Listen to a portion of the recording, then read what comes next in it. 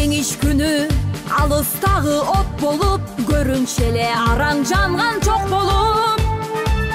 Өрттү чаңды кечип чабуул салганбыз, жеңиш күнүн жакындатып алганбыз. Бул жеңиш күн майрам, баары жыттанган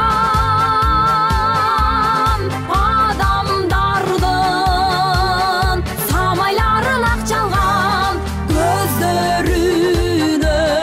Мындай күтүп, тататтан аман эсен болуп, бекенди болуп Жеңиш күнү